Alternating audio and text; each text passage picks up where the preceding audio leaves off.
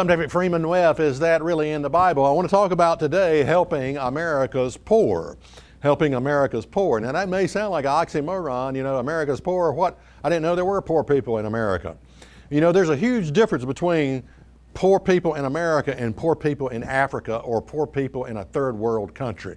Enormous difference between the two. In order to help poor people, you got to first determine who's really poor.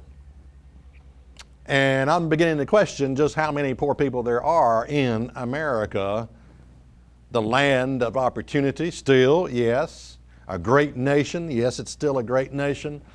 And there's many opportunities, but the problem is this: we've become spoiled as a nation. There's just a lot of people that don't want to work. There's a lot of people that just want free handout. They want free stuff. They don't want freedom. They don't want freedom. They want free stuff. A lot of people fit into that category. I think about 43% of Americans are depending on the government for some kind of handout. 43%, nearly half.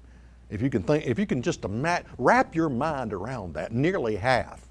Well, Proverbs 19 and verse 17 says this. It says, "Whosoever has pity on the poor lends to the Lord, and he will repay him for his good deed."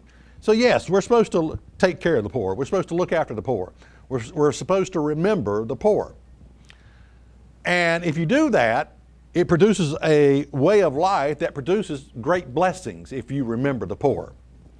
Now, I really believe that we're sort of guilty of looking for poor people in all the wrong places.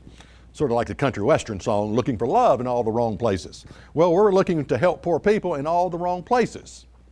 If we have pity on the bum, if we have pity on the con artist, if we have pity on the person who will not work, if we have pity on the person who's just playing the system, then God's not going to, in return, bless us for helping what we think are poor people, okay?